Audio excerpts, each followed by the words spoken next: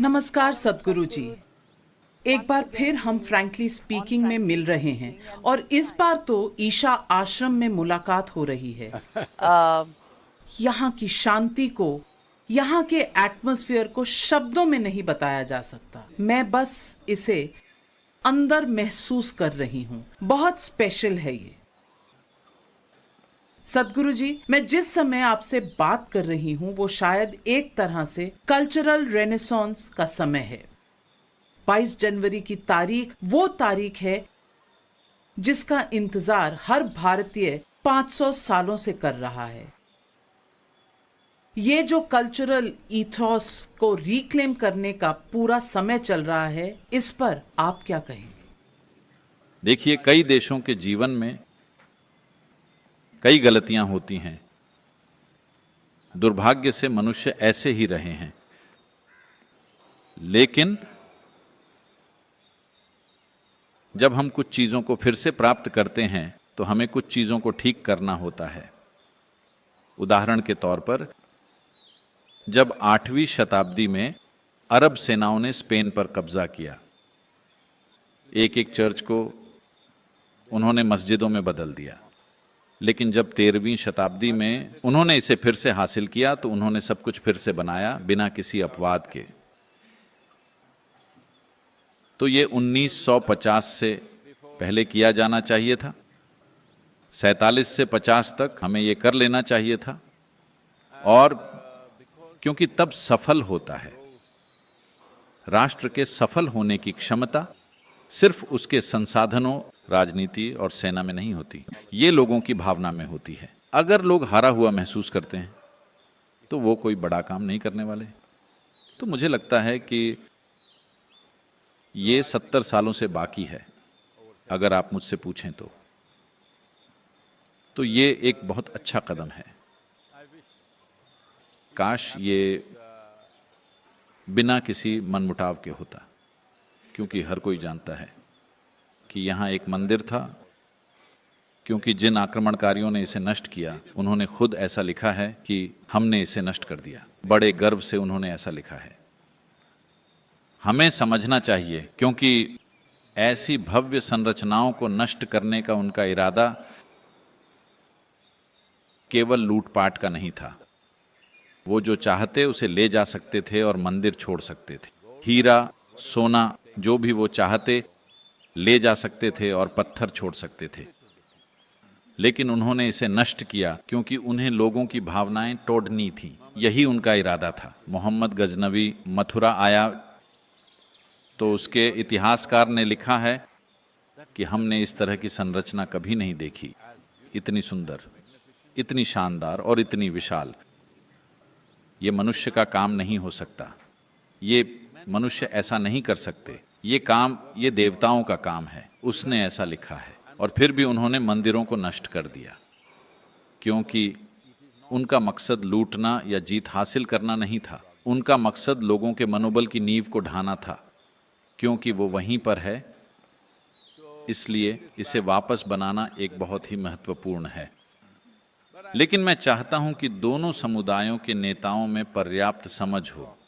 वो बैठें, बात करें और हम इसे बिना किसी मनमुटाव के कर पाएं। हम ये हार महसूस कराए बिना, दूसरे समुदाय को हारा महसूस कराए बिना ये कर सकते हैं। क्योंकि राष्ट्र के निर्माण में हमें उनके मनोबल की भी जरूरत है। उन्हें पराजित महसूस नहीं होना चाहिए।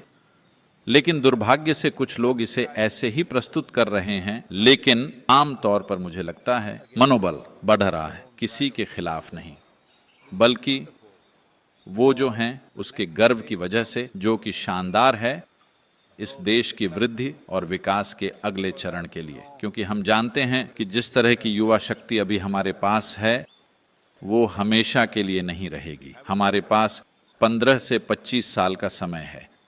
अगर हम इसे अभी नहीं करते तो फिर हम नहीं कर पाएंगे। हमें बहुत गर्व है, हम एक युवा राष्ट्र हैं। 25-30 वर्षों में हम एक बूढ़ा राष्ट्र होंगे। 1 अरब लोग, 60 साल से अधिक उम्र के 1 अरब लोग एक राष्ट्र के लिए ये अच्छी बात नहीं है, लेकिन हम उस स्थिति में पहुंचेंगे ही। तो उससे पहले अगर सच में हम लोगों का जीवन बेहतर नहीं बनाते हैं, इसके लिए हमें लोगों की बहुत उत्साहपूर्ण भागीदारी की जरूरत है। सिर्फ सरकारें ऐसा नहीं कर सकती। तो वो भावना, मुझे लगता है उस भावना के कई पहलू हैं, लेकिन ये सब बातें, जैसे अगर आप सफल हैं तो आपको देश छोड़ना होगा, ये दूर जा रही है। जो सफल हैं वो देश में वापस आना चाहते हैं। हालांकि जीवन स्तर में एक बड़ी गिरावट हो सकती है, लेकिन फिर भी वो वापस आना चाहते हैं भावना के कारण। ये बहुत जरूरी है कि सबसे अच्छा दिमाग, सर्वश्रेष्ठ प्रतिभा और उच्चतम स्तर की क्षमता देश में ही रहे, और उसके लिए ये सब चीजें बहुत जरूरी हैं। सदगुरु जी, आपने एक रूपरेखा की बात की। ये जो रूपरेखा है वो क्या सचमुच भारत के लोगों की है या सिर्फ राजनीति के लिए खाका खींचा जा रहा है? मैं कहूँगा कि ये काफ़ी हद तक राजनीतिक स्तर पर है, लेकिन जब नेता ऐसी चीज़ें बोलते हैं तो जाहिर है कि आम लोगों के दिमाग में जहर भर जाएगा और वो सोचने लगेंगे कि उनके खिलाफ कुछ किया जा रहा है। देखिए, पहली बात ये है कि मुस्लिम समुदाय को आक्रमणकारियों से अपनी पहचान नहीं जोड़नी चाहिए। ये बहुत ज़रूरी है। आप उस धर्म से हैं, इसमें कोई समस्या नहीं है, लेकिन आपको उनसे अपनी पहचान नहीं जोड़नी चाहिए जिन्होंने ऐसे अत्याचार किए। अगर आप उनके साथ अपनी पहचान जोड़ते हैं तो वो सारी यादें वापस आएंगी। जब भी मैं आपको देखूंगा तो वो सारी यादें वापस आ जाएंगी। आपको ऐसा नहीं करना चाहिए, खुद को उनसे दूर रखना चाहिए। जो हुआ सो हुआ, कोई बीते हुए कल को ठीक नहीं कर सकता। हम देश के भविष्य को ठीक करने की बात कर रहे हैं, इसमें सभी को शामिल होना पड़ेगा। तो हो सकता है ये पूरे समुदाय की सोच या भावना न हो, लेकिन जब इसे उकसाया जाएगा तो ये संख्या बहुत बड़ी हो सकती है। इसलिए ये बहुत ज़रूरी है कि ऐसी चीज़ों को कानून द्वारा ठीक से नियंत्रित किया जाए, क्योंकि जब लोग खुलेआम ऐसी बातें कहते हैं आम लोगों की भावनाएं उकसाने के लिए, क्योंकि उन्हें बस यही आता है। कितने लोगों ने भारत का इतिहास पढ़ा है? क्योंकि जो आप स्कूल में पढ़ते हैं वो पूरी तरह से गलत इतिहास है। हमारे स्कूल में इतिहास की किताब पूरी तरह से झूठी है। तो पिछले, पता है, मैं थोड़ा बेवकूफ़ महसूस कर रहा हूँ।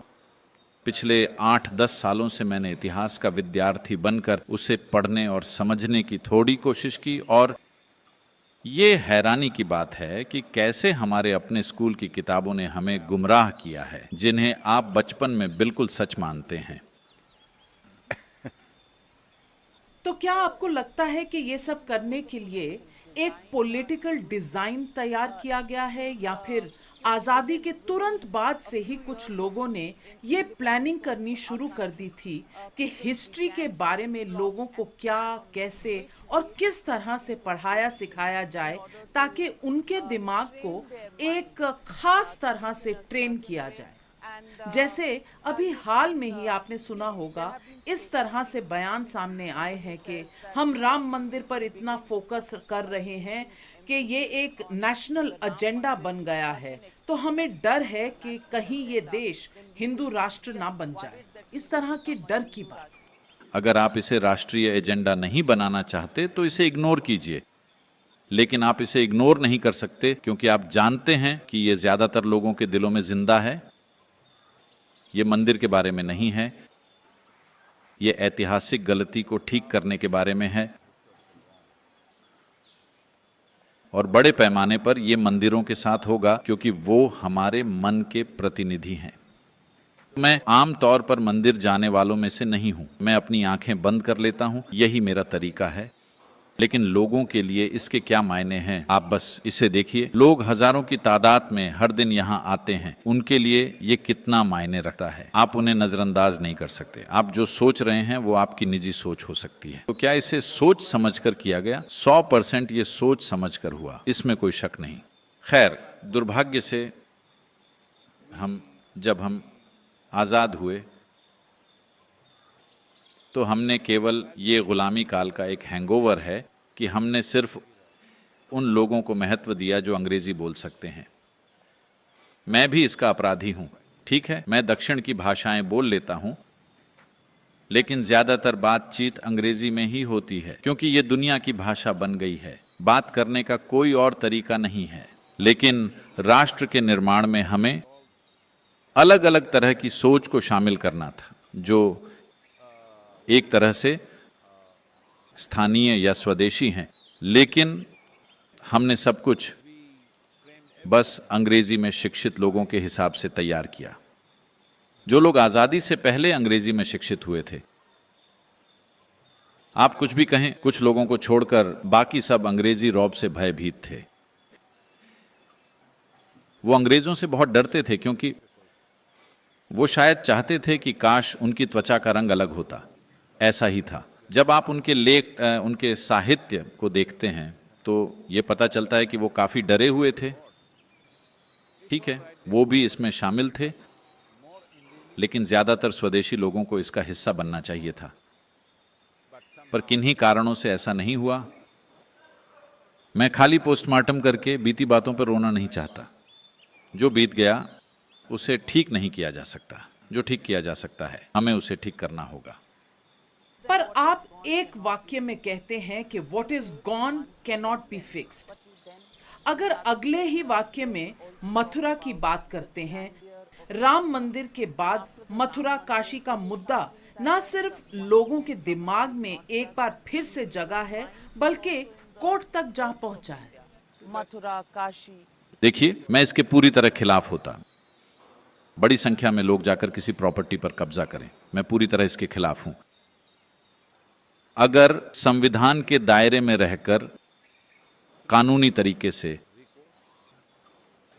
आप जाते हैं और अगर आपको ये मिल जाती है तो ये सबको मंजूर होना चाहिए, वरना इसका मतलब है कि आपको देश पर ही विश्वास नहीं है। इसका यही मतलब है। तो कोई ऐसा कानून बनाता है कि बहुसंख्यक लोग अपने जीवन में किसी ऐसी चीज के लिए कानूनी सहारा नहीं ले सकते जो उनके लिए मायने रखती है। 1991। लेकिन मैं कह रहा हूं, ये संवैधानिक रूप से ठीक कैसे हो सकता है कि मैं आपसे कहूं कि आप अदालत नहीं जा सकते। हर कोई अपने किसी भी मुद्दे को लेकर अदालत जा सकता है। दुर्भाग्य से हमारी अदालतें बहुत ज्यादा समय ले रही हैं। ऐसा नहीं होना चाहिए था, लेकिन इसके बावजूद भले ही कोर्ट जाते जाते आपकी जान निकल जाए, लेकिन फिर भी आपको कानूनी सहारा लेने का अधिकार है। आप कानूनी सहारा नहीं ले सकते। ये कैसा कानून है? मैं कह रहा हूं, ये आ कहां से रहा है? हम एक लोकतांत्रिक देश की बात कर रहे हैं जहां हर किसी के अपने अधिकार हैं। आप अदालत नहीं जा सकते, ऐसा कानून नहीं हो सकता। पर सदगुरु जी, फिर उस स्पिरिट का क्या जो ये कहती है कि अगर हम पुराने जख्मों को कुरेदते रहेंगे तो घाव कैसे भरेंगे? शायद यही तर्क दिया गया होगा 1990 में जब प्लेसेस ऑफ वर्शिप एक्ट को लागू किया गया था। देखिए, मेरे हिसाब से ये एक गलत तर्क है। 1991 में चीजें वैसी नहीं थीं जैसी आज हैं। उस समय बहुत आसानी से जिन लोगों के पास ऐसा करने की ताकत थी, वो दूसरे समुदाय को राजी कर सकते थे कि देखिए, ये देश की निशानियां हैं, आप बस उन्हें सौंप देते। आप भाईचारे की एक गहरी भावना हासिल कर लेते। इसके बजाय आपने उसका इस्तेमाल किया। डिवाइड मोर। हाँ, क्योंकि आपने सब कुछ अंग्रेजों से सीखा है। प्रशासन कैसे करें, जिसमें हाल ही में बदले गए क्रिमिनल प्रोसीजर कोड शामिल भी हैं, आपने इसे वैसे ही उठा लिया। 1830 में मैकॉली ने जो लिखा, आपने उसे वैसे ही ले लिया, कुछ छोटे मोटे बदलाव करके। और वो भी इस देश में प्रासंगिक कानून तब बना, हालांकि ये 1830-40 में लिखा गया था, लेकिन 1857 के स्वतंत्रता संग्राम के बाद ये कानून बना, क्योंकि तभी अंग्रेजों ने सचमुच सत्ता संभाली थी। तब तक ईस्ट इंडिया कंपनी थी। इसीलिए उन्होंने जल्दबाजी में उन कानूनों को वैसे ही लागू कर दिया जैसा कि ब्रिटेन, इंग्लैंड में था। तो जब हमें आज़ादी मिली तो ये बहुत ज़रूरी था, क्योंकि हर कोई इसका दोष संविधान को देता है। हमें ये समझना चाहिए कि ये सभी चीज़ें जल्दबाजी में की गई थीं। डॉक्टर आम्बेडकर ने साफ साफ कहा था कि ये डॉक्यूमेंट पूरा नहीं है, हमें कई चीज़ करने की ज़रूरत है। ये एक बुनियादी ढांचा है, इस पर काम करना अभी बाकी है। लेकिन ऐसा कभी नहीं किया गया, क्योंकि या तो हम आलसी थे या कामचोर थे, या हम इतने खुश थे कि हम आज़ाद हो गए पेट में भोजन के बिना। हम भोजन से भी आज़ाद हो गए, तो मैं कह रहा हूं, बड़ी संख्या में लोग भोजन से भी मुक्त हो गए थे। तो हमने ये नहीं सोचा कि इसे कैसे करना है, और सबसे बढ़कर जिस तरह से हमने आज़ादी के तुरंत बाद खुद को संभाला या आज़ादी की प्रक्रिया को संभाला। देखिए, ये एक उपमहाद्वीप था। भारत एक उपमहाद्वीप है। हमने इसे एक द्वीप राष्ट्र में बदल दिया। आज आप कोई भी व्यापार सिर्फ समुद्र के रास्ते से कर सकते हैं। आपके पास नेपाल और भूटान के अलावा कहीं जाने के लिए सड़क नहीं है। आपके पास कहीं जाने के लिए कोई रेलवे नहीं है। आपके पास कहीं से गैस या पेट्रोलियम पाइपलाइन नहीं आ रही है। कुछ नहीं। आप एक द्वीप बन गए हैं। हर चीज ईरानी बंदरगाह से आती है। ये एक देश को चलाने का सबसे बेवकूफी वाला तरीका है। हमें यह समझना चाहिए कि कोई भी द्वीप कभी भी राष्ट्र, महान राष्ट्र नहीं बन पाया है। वो सिर्फ उन सीमाओं के भीतर ही काम कर सकते हैं, क्योंकि हर चीज समुद्र के रास्ते ही आनी है। हमने एक उपमहाद्वीप को एक द्वीप में बदल दिया। इसलिए हमें गंभीरता से अपने इंटेलिजेंस या समझदारी या यहां तक कि अपने इरादे पर सवाल उठाना होगा।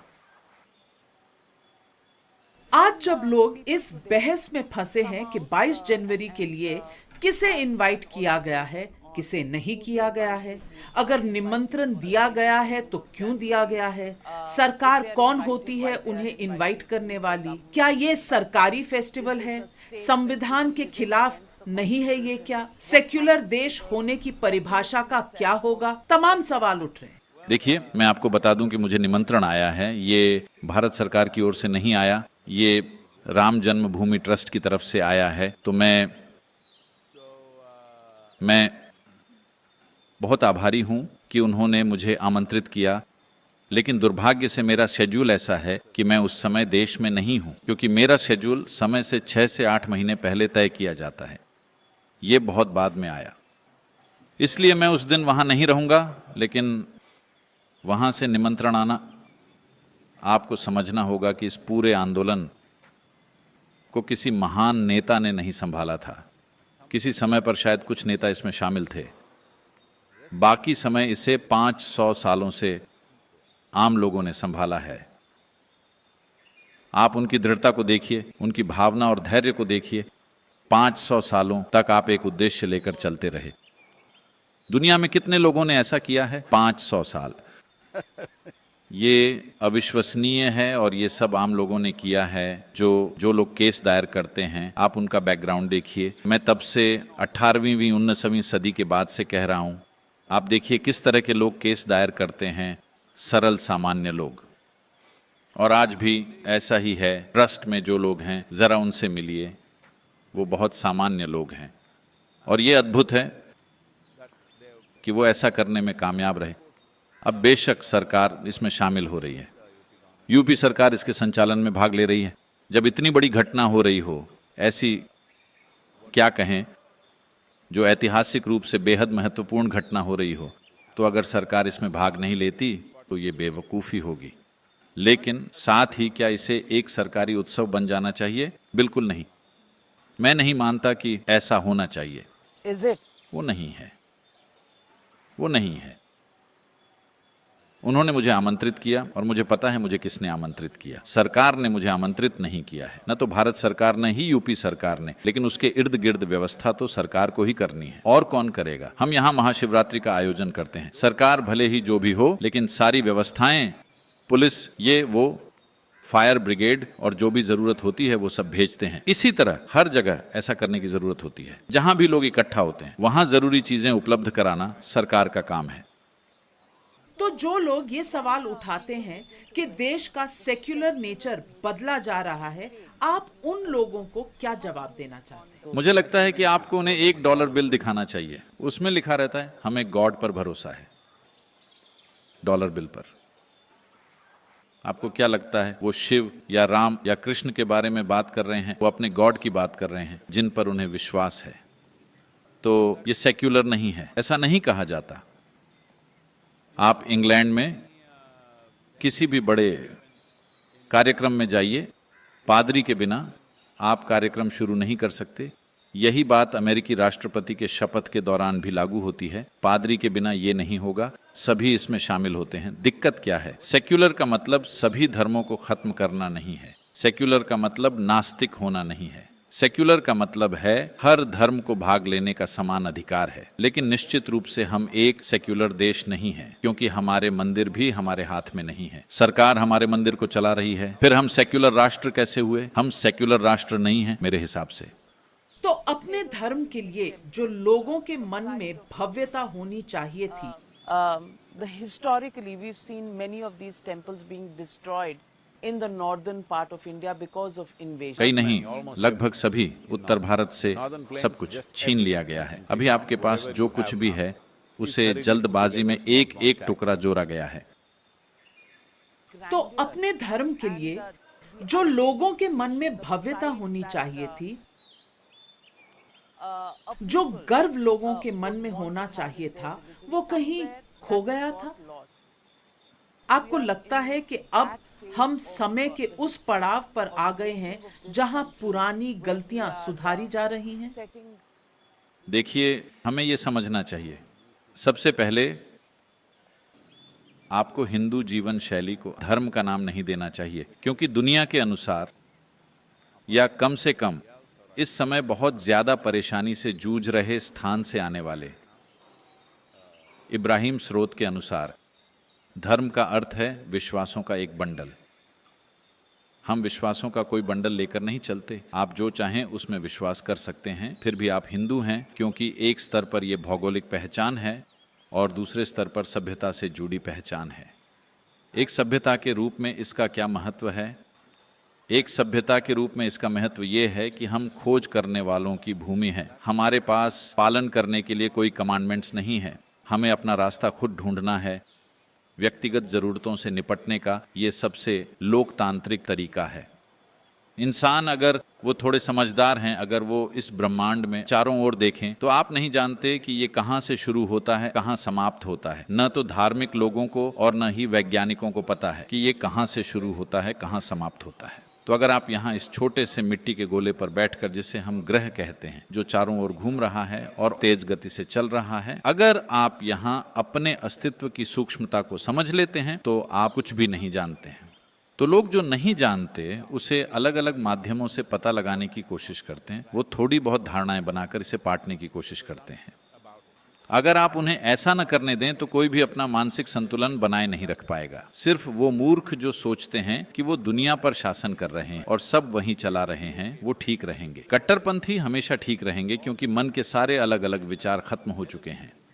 इसलिए हिंदू जीवन शैली को उस श्रेणी में मत रखिए, हम उसमें नहीं आते। इस सभ्यता का यही महत्व है। देखिए, मुझे लगता है कि G20 शिखर सम्मेलन में इसे बहुत अच्छी तरह से रखा गया था। ऐसा कब हुआ दुनिया में कहीं भी जब देशों की समिति एक साथ हो, शीर्ष 20 देश मिल रहे हों।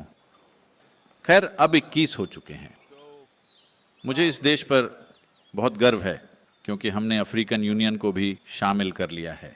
पिछले 200 सालों में उनके साथ सबसे खराब व्यवहार हुआ है। जो कुछ उनका था वो छीन लिया गया और कोई और अमीर बन गया, लेकिन वो खुद इतनी दयनीय स्थिति में है। मैंने पूरे अफ्रीका में यात्रा की है। वहां लोगों को देखकर पीड़ा होती है। एक विशाल महाद्वीप को इस तरह अधीन बनाया जाना, इसलिए अफ्रीकी देशों को शामिल करना एक बहुत बड़ी बात है, छोटी बात नहीं है। G20 में अफ्रीका कोई देश नहीं है, ठीक है, बाकी के सभी 20 राष्ट्र हैं। ये एक महादेश है। उन्हें शामिल करके जो हमने किया है वो कोई छोटी बात नहीं है। और फिर आप कहते हैं एक पृथ्वी, एक परिवार, एक भविष्य। बताइए, संयुक्त राष्ट्र ने भी ये नहीं कहा एक पृथ्वी, एक परिवार, एक भविष्य। दुनिया के लिए यही एकमात्र रास्ता है।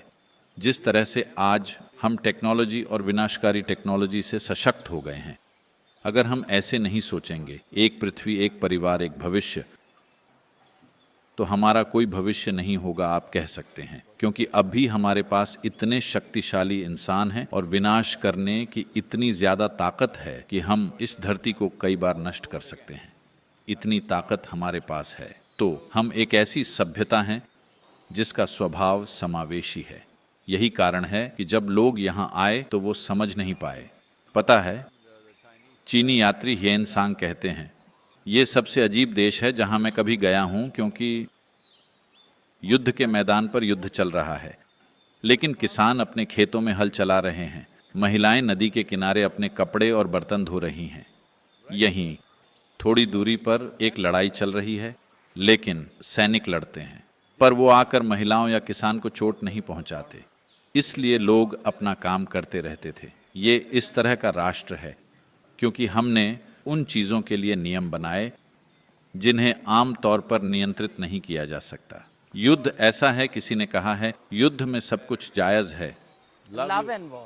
मैं प्यार को छोड़ रहा हूं क्योंकि ये फिर कहीं और चला जाएगा।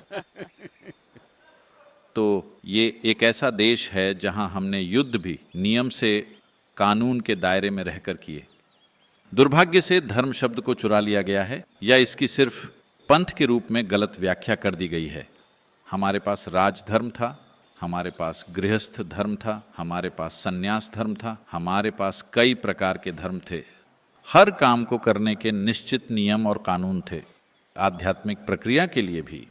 तो ये वो भूमि है जहां कोई कहीं ऊपर से नहीं आया है। ये वो भूमि है जहां हमने दिव्य प्राणियों को विकसित किया है, दिव्य प्राणियों को बनाया है। इस संस्कृति की यही एक खास बात है, इसे बिल्कुल नहीं भूलना चाहिए। ये सभ्यता हमारे समाज में, हमारे घरों में भगवान को बनाने के बारे में है। ये किसी दूसरी जगह से भगवान को आमंत्रित करने के बारे में नहीं है, क्योंकि हमें नहीं लगता कि इससे बेहतर कोई जगह है। यही सबसे अच्छी जगह है। यहां तक कि अगर आप राम की बात करें, जो अभी पूरी चर्चा में है, तो हम उन्हें मर्यादा पुरुषोत्तम कहते हैं। इसका मतलब क्या है? पुरुषों में वो उत्तम हैं। हम उन्हें भगवान नहीं कह रहे हैं, हम उन्हें मर्यादा पुरुषोत्तम कह रहे हैं। तो कोई मर्यादा पुरुषोत्तम कैसे बनता है? इसका मतलब है कि वो सबके सम्मान के पात्र हैं। आप उन्हें पसंद कर सकते हैं या नहीं, लेकिन उनके गुण ऐसे हैं जिनका आपको सम्मान करना ही चाहिए। वो गुण क्या हैं? वो गुण बस ये हैं, अगर आप उनके जीवन को देखें, मुझे पूरी कहानी को बताने की जरूरत नहीं है। आज हर कोई रामायण जानता है। कम से कम मुख्य घटनाओं को अगर सब कुछ न भी जानते हों, मुख्य घटनाओं पर नजर डालें तो उनका जीवन आपदाओं भरा रहा है। अपना राज्य खोया, अपनी पत्नी खोई और फिर अपनी पत्नी को जंगल भेजा। जीवन भर अपने बच्चों को देख नहीं पाए, केवल युद्ध के मैदान में उन्हें देखा और उन्हें मारने की कोशिश की, ये न जानते हुए कि वो कौन है। भयानक जीवन था। लेकिन उन्होंने कभी किसी भी परिस्थिति में अपने अंदर क्रोध, अपने अंदर नफरत को नहीं आने दिया। नहीं, जो जरूरी था बस वो किया। जब मैं यूथ एंड ट्रूथ के दौरान एक प्रमुख संस्थान में था, तो एक युवा लड़के ने पूछा, आप जानते हैं वो राम ने अपनी पत्नी के साथ कैसा व्यवहार किया? उन्हें वहां से वापस लाकर फिर उन्हें जंगल भेज दिया। मुझे लगता है कि वो कुछ समय उनके कहीं और रहने को लेकर असुरक्षित थे। मैंने कहा, आप राम के मनोचिकित्सक बनने के योग्य तो बिल्कुल नहीं हैं।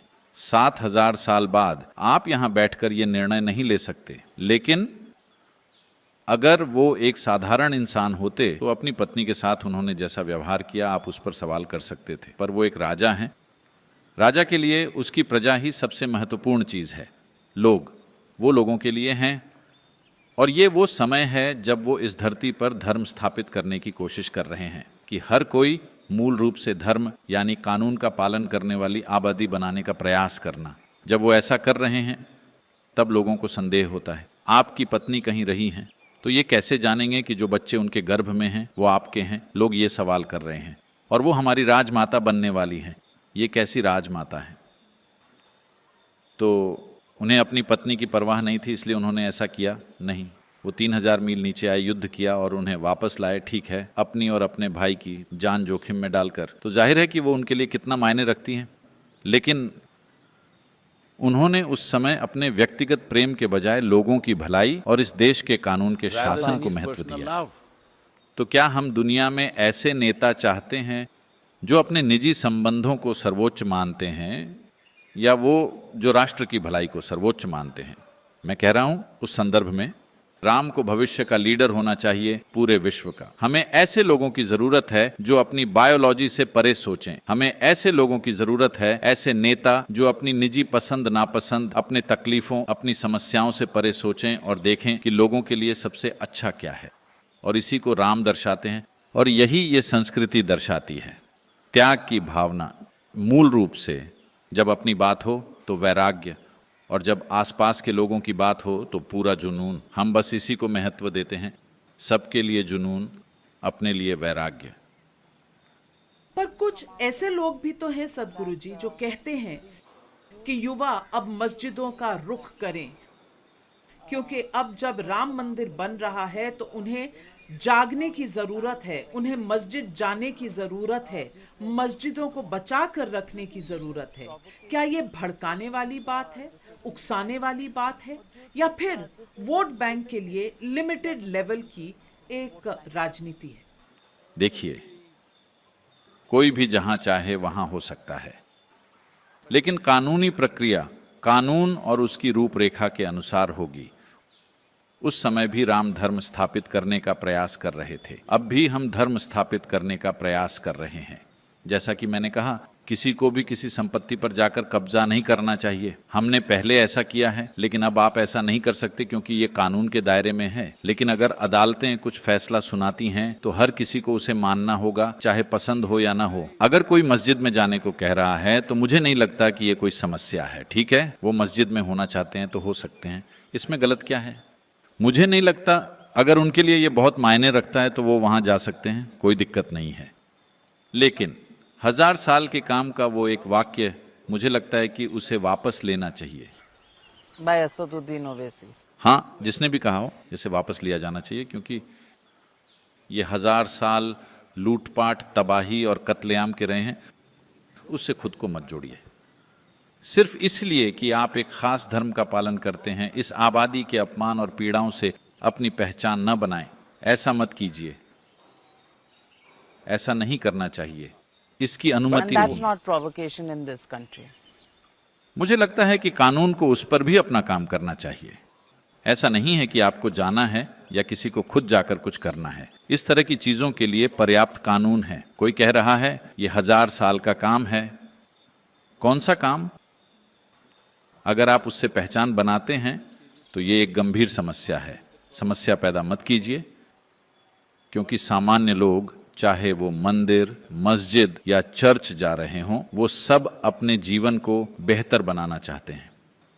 वो बस इतना ही चाहते हैं। आप उन्हें गुमराह करने की कोशिश कर रहे हैं, क्योंकि उनके गुमराह होने पर ही आपकी ताकत है। नहीं, लोगों को पता चल जाएगा, लेकिन निश्चित रूप से आबादी का एक हिस्सा भड़क जाएगा। तो अगर कानून इसे नहीं संभालता है तो मैं कहूँगा कि कानून लागू करने वाले और हमारी कानूनी प्रक्रिया गैर जिम्मेदार है। अगर कोई आक्रमणकारियों से पहचान जोड़कर कह सकता है कि हमने हजारों साल तक लूटपाट, कत्लेआम और बलात्कार का काम किया है और ये ठीक है और हम उससे अपनी पहचान जोड़ रहे हैं, ये हो चुका है, हम इसे बदल नहीं सकते। ये जिस भी वजह से किया गया हो, हम इसे बदल नहीं सकते। इससे हम नाराज नहीं हैं, हम बस ये देख रहे हैं कि चीजें सही कैसे की जाएं। लेकिन जब लोग गर्व के साथ उससे पहचान जोड़ते हैं तब समस्या होगी, और इस मुद्दे को कानून द्वारा सुलझाया जाना चाहिए, सड़क पर नहीं।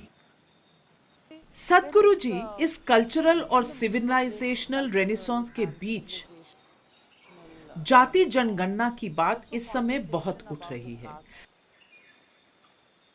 जातिवाद को शुरू से ही समाज को कमजोर करने वाली चीज समझा जाता रहा है, लोगों को बांटने वाली व्यवस्था माना जाता है। जाति जनगणना की ये जो मांग हो रही है, इसे आप कैसे देखते हैं? देखिए, आप देश के नागरिकों की नियमित जनगणना नहीं चाहते हैं। आप देश के लिए जनगणना नहीं करना चाहते हैं, लेकिन आप जाति आधारित जनगणना चाहते हैं। हम नहीं कह सकते कि पूर्वाग्रह और जातीय पक्षपात की प्रक्रिया खत्म हो गई है, क्योंकि वो अब भी भारत के गांवों में मौजूद है। दुर्भाग्य से ये लोगों को दबाती है, लेकिन ये खत्म होने की राह पर है। इससे लड़ने की बजाय ज़्यादा शिक्षा से, आर्थिक मजबूती से, मेरे ख्याल से एक पीढ़ी में ये खत्म हो जाएगी। अब अगर आप जाति जनगणना करवाते हैं और हर किसी पर ठप्पा लगाते हैं और अपनी जाति अपने माथे पर गुदवाते हैं, तो हम एक बार फिर पीछे कदम बढ़ा लेंगे। मेरे ख्याल से हमें ये पहचान करनी चाहिए कि कौन भारतीय है, कौन भारतीय नहीं है, और इसके मुताबिक काम करना चाहिए। बाकी जनगणना हमें छोड़ देनी चाहिए, क्योंकि अब तो लोग जेंडर पर भी सवाल उठा रहे हैं। ऐसे समय में आप अभी भी जाति से पहचाने जाना चाहते हैं, लेकिन ये एक सामाजिक हकीकत है, आप इसे अनदेखा नहीं कर सकते। अब भी चुनाव उस आधार पर लड़े जाते हैं, हर कहीं उस आधार पर लोगों को चुना जाता है, टिकट दिए जाते हैं।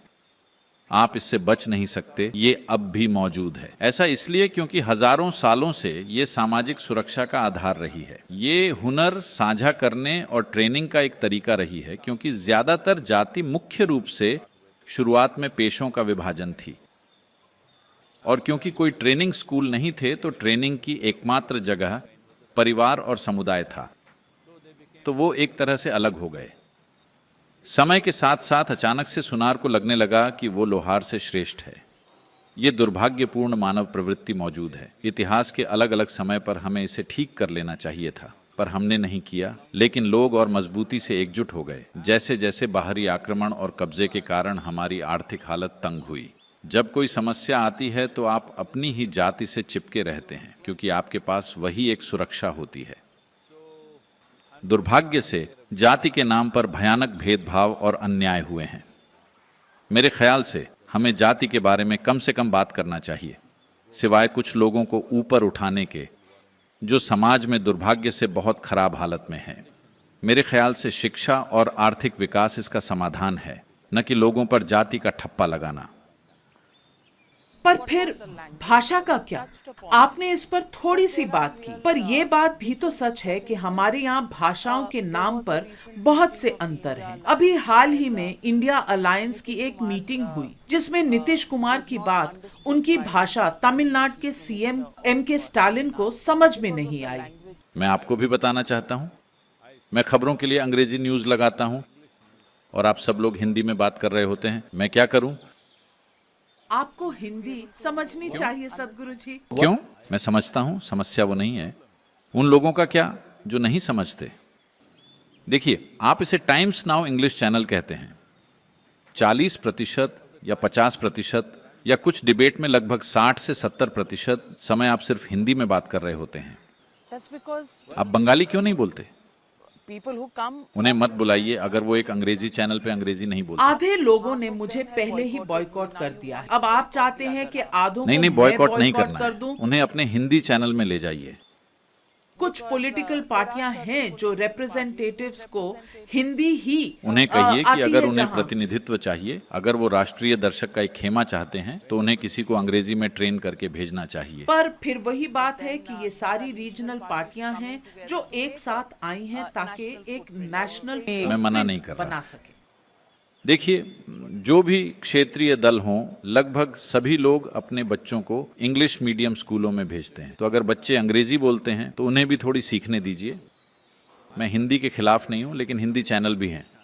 देखिए, मान लीजिए कि हम एक अंग्रेजी चैनल में आते हैं और तेलुगु, कन्नड़ या तमिल बोलने लगते हैं, तो आप मुझे बोलने देंगी? अगली बार मैं भी तमिल में बात करने वाला हूं। Anna sir, No, I'm saying on a rand moon and all beyond this I or Tanni Kundava, I don't know any. मैं यही तो कह रहा हूं, क्योंकि देखिए, ये विविधताओं वाला देश है। इस पर गर्व करने की बजाय हम इससे संघर्ष कर रहे हैं। यही त्रासदी है। जब हमारे पास लगभग, असल में आप देखें तो हमारे पास 19,000 से ज्यादा भाषाएं हैं, लेकिन 1300 भाषाओं को साफ तौर पर मान्यता दी गई है, जिनकी अच्छी खासी लिपि और साहित्य है। लगभग 30 भाषाओं में ढेर सारा साहित्य है। तो जब हमने राज्य बनाए, गणतंत्र बनाया, तो हमने भाषा के आधार पर विभाजन किए, क्योंकि हमें लगा कि ये सभी भाषाएं जीवित रहनी चाहिए, क्योंकि इनमें से कई भाषाओं में, दक्षिण भारतीय भाषाओं में अंग्रेजी से कहीं ज़्यादा साहित्य है, कहीं ज़्यादा साहित्य। लेकिन क्योंकि अब उनकी आबादी कम हो गई है, आबादी कम नहीं हुई है, आप लोगों ने अपनी आबादी बढ़ा ली है, और अचानक आप कहते हैं हिंदी हिंदी। जब जब नॉर्थ को ये कहा जाता है, अरे बीजेपी यहाँ जीती क्योंकि ये गौमूत्र राज्य देखिए, है। मैंने भी इसका जवाब दिया था, क्योंकि उन्होंने कहा ये हिंदुस्तान है और आपको हिंदी आनी चाहिए। किसने कहा हिंदू मतलब हिंदी है? तो जो लोग दूसरी भाषाएं बोलते हैं वो हिंदू नहीं है। ये हिंदुस्तान है, हिंदुओं की भूमि, हिंदी की भूमि नहीं। मेरा मतलब है कोई जो किसी राज्य के नेता हैं वो हिंदू और हिंदी में अंतर नहीं समझते तो मुझे जवाब देना पड़ता है। Questions that I also want to ask you are India that is Bharat, आज भारत पर ज्यादा एम्फोसिस दिया जा रहा है और कुछ लोगों को इससे दिक्कत भी है। उन्हें लगता है कि ये एक पॉलिटिकल गिमिक है। आप इसे कैसे देखते हैं? gimmick.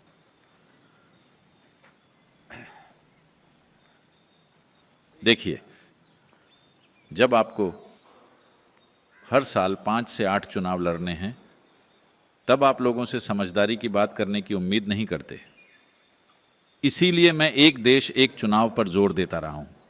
इस सरकार के आने के काफ़ी पहले से, ये सरकार तो 2014 में आई, उससे भी पहले मैं इस पर जोर दे रहा था, क्योंकि लोकतंत्र और इसकी प्रकृति कुछ ऐसी है। आज आप सबसे ऊपर हैं, आप सच में लोकतांत्रिक राजा हैं, ठीक है, और कल अगर आप चुनाव हार जाते हैं तो आप कुछ नहीं हैं। मान लीजिए आपकी ऐसी नौकरी होती, आप भी ऐसी तमाम तरह की बकवास कर रहे होते, किसी की भी ऐसी नौकरी होती तो ये लोकतांत्रिक प्रक्रिया की प्रकृति है। आज आप वहाँ ऊपर हैं, कल सुबह आप कुछ भी नहीं हैं। तो बात जब ऐसी है तो चुनाव का समय आने पर आप उन सबसे पूरी समझदारी की बात करने की उम्मीद करें, ये नहीं होगा। तो ऐसी बड़ा चढ़ाकर बात करने की इजाज़त चुनाव से 3 से 4 महीने पहले थोड़ी बहुत होनी चाहिए। मेरे हिसाब से 3 महीने काफ़ी हैं। लेकिन अभी पूरे 5 साल वो बात करते हैं, क्योंकि हर साल कोई ना कोई चुनाव होता है, लगभग हर दूसरे महीने। पर ऐसा तो हमेशा से ही होता रहा है। नहीं, 1967 तक विधानसभा और संसदीय चुनाव एक साथ होते थे, उसके बाद ही ये हुआ है। तो अब प्रधानमंत्री चुनाव प्रचार करते हैं, मुख्यमंत्री जगह जगह चुनाव प्रचार करते हैं। काम का समय कहाँ है? जो लोग पद पर होते हैं उन्हें वो पद काम करने के लिए सौंपा जाता है, अपनी पार्टी के लिए प्रचार करने के लिए नहीं। लेकिन वो कुछ नहीं कर सकते, क्योंकि उनकी पार्टी अगर नहीं जीती तो वो बाहर हो जाएंगे। उन्हें जीतना है, जीतने के लिए आपको भावनाएं दिखाकर भावनाओं से चलना पड़ता है, समझदारी से नहीं। ये एक भावनात्मक पिच है। जब आप भावनाओं की पिच पर होते हैं तो आप समझदारी की बातें नहीं करते। तो मैं कह रहा हूं 5 साल में एक बार 3 महीने बकवास करने की इजाजत दे दीजिए, ये ठीक है। पर सदगुरु जी, क्या आपको लगता है कि ये 1 नेशन 1 इलेक्शन CAA जैसे कानूनों का कोई लाभ होगा भी या नहीं? जिस तरह के वार पलटवार हम देख रहे हैं, हमारे पास संसद की नई बिल्डिंग तो आ गई है, लेकिन वहां सांसद वही पुराने हैं, जो ना एक साथ बैठ सकते हैं, ना एक साथ मिलकर कोई कानून पास कर सकते हैं। सांसद सस्पेंड किए जाते हैं, सांसद संसद में खराब व्यवहार करते हैं। हम अपनी राजनीति, अपने गवर्नेंस में कहां जा रहे हैं? मेरे ख्याल से नई संसद में उन्हें लेटने वाली चेयर दी जानी चाहिए, ताकि जो लोग सोना चाहें वो सो जाएं, इसके लिए वो सदन से बाहर ना निकलें। तो मजाक रहने देते हैं। तो इसीलिए मैं कह रहा हूं, ये समस्या इसलिए है क्योंकि जब कोई चुनाव हार जाता है तो वो गुस्से से भर जाता है, क्योंकि उनके पास करने के लिए कुछ भी नहीं है। मैं कह रहा हूं, अगर आप इस एक देश एक चुनाव को लागू करते हैं तो धीरे धीरे ये ठीक हो जाएगा। सभी नेताओं के पास अपने पेशे होंगे और वो राजनीति में भी भाग लेंगे। अगर वो इसमें सफल नहीं होते तो अपने पेशे में वापस चले जाएंगे। ऐसा ही होना चाहिए, क्योंकि उन्हें अपने जीवन में कहीं और सफल होना ही चाहिए। ये बहुत ज़रूरी है। जिन लोगों ने सड़क पर मोर्चे के अलावा कुछ नहीं किया है वो टॉप पर आ जाते हैं। यहाँ तक कि प्रशासक भी, निर्वाचित सदस्य जो राज्य चला रहे हैं, वो बंद का आह्वान करते हैं। आप अपने ही राज्य को बंद कराना चाहते हैं, ये क्या है? ये दुश्मन का काम है। डेमोक्रेसी, राज्य को बंद करने का काम दुश्मन करता है, वो नहीं जो प्रशासन चलाता है। ठीक है? पर क्या ये विरोध का अधिकार नहीं? नहीं, ये विरोध का अधिकार नहीं है, ये आदत हो गई है। तो एक देश एक चुनाव लागू होगा, क्योंकि एक समिति गठित की जा चुकी है। पूर्व राष्ट्रपति की अध्यक्षता में। मुझे विश्वास है कि वो कुछ न कुछ हल निकालेंगे। मुझे यकीन है कि सभी नीतियां दुर्भाग्यवश कॉम्प्रोमाइज करके बनती हैं। अगर हम इस कॉम्प्रोमाइज वाले बिजनेस से बाहर नहीं आते, हर चीज कॉम्प्रोमाइज कॉम्प्रोमाइज कॉम्प्रोमाइज कॉम्प्रोमाइज, यानी आप आधे अधूरे बच्चे को पैदा कर रहे हैं। सारे कानून ऐसे ही बनते हैं, अधूरे बच्चों की तरह। अधूरे बच्चे कोई समाधान नहीं है, वो एक परेशानी है। बच्चा नहीं है कोई दिक्कत नहीं, पर आधा बच्चा एक गंभीर समस्या है। इसलिए बिना कॉम्प्रोमाइज किए हमें ऐसे कानून बनाने होंगे जो देश को आगे ले जाएं। किसी के पास ऐसा करने का साहस होना चाहिए। आधे बच्चे हल नहीं देंगे, लेकिन अगर आप आधा बच्चा नहीं बनाएंगे तो कोई सड़क पर आकर देश में हंगामा खड़ा कर देगा। तो इन सब के लिए हमें कानून बनाने होंगे। तो जब आप राशि और भाग्य की बात कर रहे हैं सदगुरु जी, हम नए साल पर मिल रहे हैं। ऐसे में 2024 में देश का भविष्य क्या और कैसा होने वाला है, इस पर भी तो कोई राज खोलिए। मुझे लगता है कि हम एक ऐसे मोड़ पर हैं जहां अगर आप अभी सही चीजें करें तो देश बहुत समृद्धि की ओर जाने वाला है। लेकिन कई बुनियादी समस्याएं हैं जिनका समाधान जरा मुश्किल है। पहली चीज तो जलवायु संबंधी मुद्दे हैं जो निस्संदेह पूरी दुनिया के हैं। मिट्टी का मुद्दा बहुत ही गंभीर है। 140 करोड़ लोग और हमारी मिट्टी में जैविक तत्व 0.62% है, जो मरुस्थलीकरण के काफी करीब है, भयानक रूप से कम। तो इन चीजों को ठीक करना होगा। लेकिन क्या इन्हें ठीक किया जा सकता है? हाँ। और जब तक आप ऐसे कानून नहीं बनाते जो जरूरी नहीं कि लोकप्रिय हों और उन्हें लागू नहीं करते, तो कुछ चीजें ठीक नहीं की जा सकती। अर्थव्यवस्था अच्छी चल रही है, मुझे लगता है हम आगे भी अच्छा ही करेंगे, क्योंकि हमने खुद को जियोपॉलिटिकली बहुत अच्छी जगह पर रखा है। हमने यूक्रेन को सहायता भेजी, लेकिन रूस से हमने रुपए के आधार पर तेल खरीदा। हमने फिलिस्तीन को सहायता भेजी और इजराइल के साथ हमारा बड़ा व्यापार है, और हम अब यूएई से रुपये के आधार पर तेल खरीद रहे हैं। ये छोटी मोटी चीजें नहीं हैं। हमने पहले कभी ऐसा नहीं किया है। इससे पहले ज्यादातर देश भी इस तरह टाइट रस्सी पर इतनी कुशलता से नहीं चले हैं। इसमें शामिल लोगों का धन्यवाद। मुझे लगता है कि भारत के विदेश मंत्रालय और उसके राजनयिक कर्मियों की दुनिया भर में खूब प्रशंसा हो रही है। और हम कहते हैं कि ये युद्ध का युग नहीं है, लेकिन अपने पड़ोसी को लगातार धमकी देते हैं कि अगर तुमने जरा भी गुस्ताखी की तो हम तुम्हें बख्शेंगे नहीं। ये बहुत ही बारीक दृष्टिकोण है, और साथ ही ये एक खास ताकत से आ रहे हैं जो जरूरी है, वरना ये काम नहीं करेगा। ताकत के बिना ये काम नहीं करेगा, इसलिए लोग ताकत पहचानते हैं। और हम 5वीं अर्थव्यवस्था हैं। मुझे लगता है कि हम जल्द ही चौथे स्थान पर होंगे, शायद इस साल के अंत तक या 2025 के मध्य तक, और तीसरे नंबर पर शायद हम 2030 या उसके आसपास 32 तक आ जाएंगे। मुझे लगता है कि ये उससे जल्द ही होगा। और राजनीतिक भविष्य किस संदर्भ में? मेरा मतलब है ये साल चुनावों का साल है। सिर्फ भारतीय ही चुने जाएंगे, ये अच्छी बात है। Well, लोग जो चाहें इसे समझ सकते। नहीं, मैं कह रहा हूं केवल भारतीय नागरिक ही चुने जाएंगे। तो दिक्कत क्या है? भारतीय, ओके, ठीक है, मैं आपकी बात समझ रही हूँ। मुझे पता है मेरे दर्शक भी समझ ही रहे होंगे। पर भारत, क्या ये इंग्लिश है? भारतीय, क्या ये इंग्लिश है? देखिए, हम कोई अंग्रेजी राष्ट्र नहीं हैं, लेकिन हम पर अंग्रेजों का शासन था। शर्म की बात यह है कि वो बस कुछ हजार थे और हम लाखों लोग थे, लेकिन फिर भी उन्होंने हम पर शासन किया। हमें अपना सिर शर्म से झुकाना पड़ रहा है, इसलिए नहीं कि उन्होंने हम पर शासन किया, क्योंकि हमने उन्हें खुद पर शासन करने दिया। शर्म की बात तो है, हमें अपना सिर झुकाना होगा, हम उस पर कुछ और नहीं कह सकते। जरूरी चीज ये है कि ये धरती की सबसे पुरानी और जीवित सभ्यता है, वो भी लगभग उसी रूप में। चीजों में हेर फेर हुई है, लेकिन फिर भी लगभग उसी तरह है जैसे 1000 साल या 5000 साल पहले थी। अभी भी वही लोकाचार काफ़ी हद तक मौजूद है। तो इस देश को किसी अंग्रेजी नाम से पुकारना एक बेवकूफ़ी है। हमें इसे बदलना चाहिए था। 15 अगस्त 1947 की रात को ही 16 अगस्त को इसे भारत हो जाना चाहिए था, क्योंकि भारत लोगों के दिलो दिमाग में बसता है। भारत बहुत गहरे स्रोत से आता है।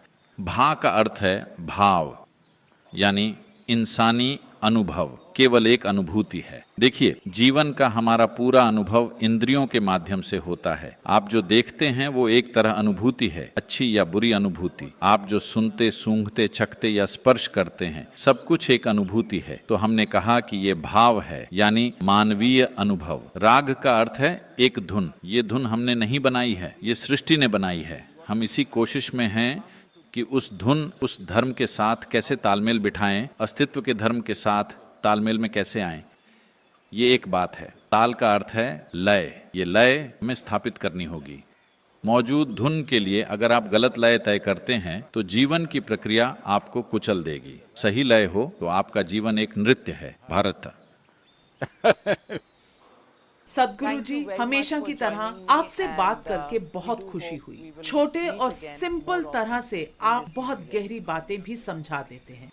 यही ये सभ्यता है, यही हमारा राष्ट्र है, हर चीज में गहराई। मेरे साथ जुड़ने के लिए बहुत बहुत धन्यवाद और उम्मीद है कि हमारी जल्द ही मुलाकात होगी। मुझे यहाँ आकर आपको यहाँ आना होगा। बहुत खुशी हुई और मैं जल्द यहाँ वापस आना चाहूंगी आपके आशीर्वाद से। धन्यवाद। I'm sure I'll be back.